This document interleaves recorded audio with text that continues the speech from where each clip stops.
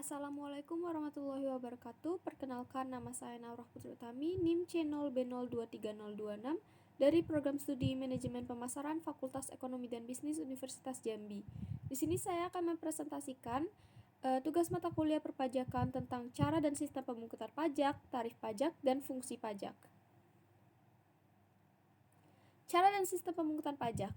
Sistem pemungutan pajak merupakan sebuah mekanisme yang digunakan untuk menghitung besarnya pajak yang harus dibayar wajib pajak ke negara.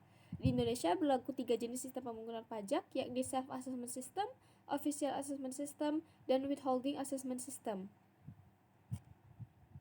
Yang pertama adalah Self-Assessment System. Self-Assessment System merupakan sistem pemungutan pajak yang membebankan penentuan besaran pajak yang perlu dibayarkan oleh wajib pajak yang bersangkutan. Nah, wajib pajak ini merupakan pihak yang berperan aktif untuk menghitung, membayar, dan melaporkan besaran pajak ke kantor pelayanan pajak atau KPP melalui sistem administrasi online yang telah disediakan oleh pemerintah. Nah, sistem ini tuh memiliki kekurangan karena wajib pajak ini memiliki wewenang untuk menghitung dan membayar sendiri besaran pajak, sehingga banyak dari mereka yang berusaha untuk menyetorkan pajak sekecil mungkin. Yang kedua adalah Official Assessment System. Official Assessment System merupakan sistem pemungutan pajak yang membebankan wewenang untuk menentukan besarnya pajak terutang pada fiskus atau aparat perpajakan sebagai pemungut pajak.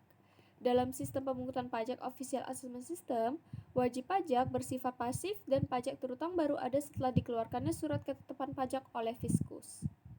Nah, sistem pemungutan pajak ini tuh biasanya diterapkan untuk pajak bumi bangunan atau PBB dan pajak-pajak daerah lainnya.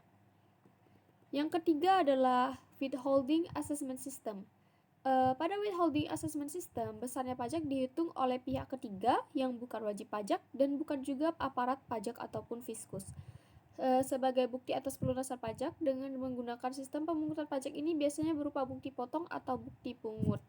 Dalam beberapa kasus itu juga bisa menggunakan surat setoran pajak atau SSP. Selanjutnya adalah tarif pajak. Tarif pajak adalah dasar pengenaan pajak atas segala objek pajak yang memang menjadi tanggung jawab wajib pajak. Tarif pajak pada umumnya berupa besaran persentase yang telah ditetapkan oleh pemerintah sebagai acuan dalam pengenaan pajak. Nah, secara struktural itu ada 4 jenis tarif pajak, yaitu tarif progresif atau yang meningkat, tarif degresif atau yang menurun, tarif proporsional atau yang sepadan, dan tarif regresif atau tetap.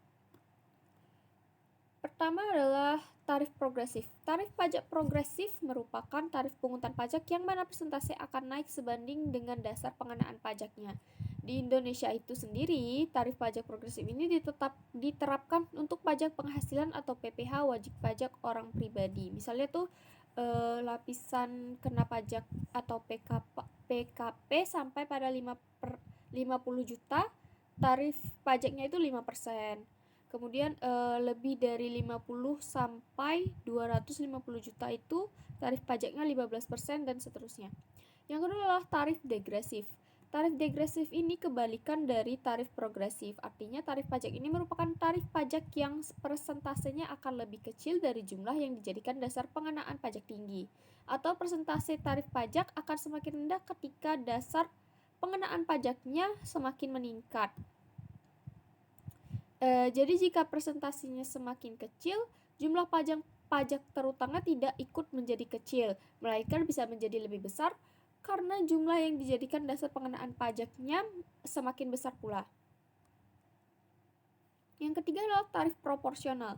Tarif proporsional merupakan tarif yang persentasenya tetap meski terjadi perubahan terhadap dasar pengenaan pajak.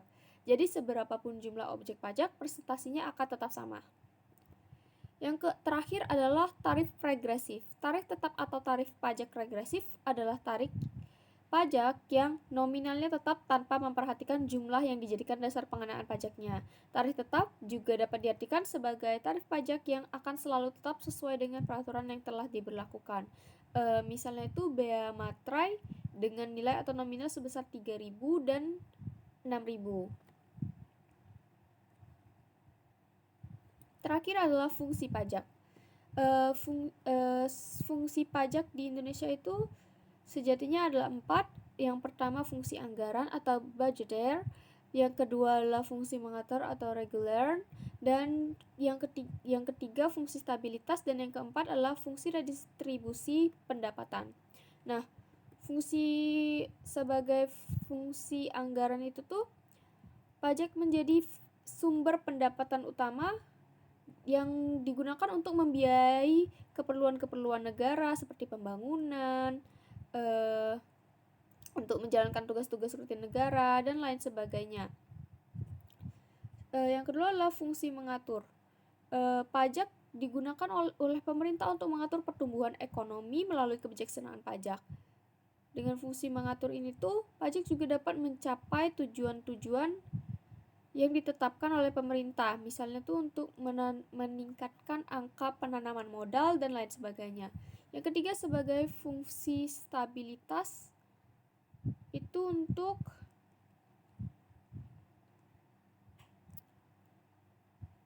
menjalankan kebijakan yang berhubungan dengan stabilitas harga sehingga inflasi dapat dikendalikan. Yang terakhir adalah fungsi redistribusi pendapatan, digunakan untuk membiayai kepentingan umum termasuk pembangunan sehingga bisa membuka kesempatan ataupun lapangan pekerjaan bagi masyarakat luas. Sekian presentasi dari saya tentang cara dan sistem pemungutan pajak, tarif pajak, dan fungsi pajak. Saya akhiri, wabillahi taufiq wal hidayah. Wassalamualaikum warahmatullahi wabarakatuh.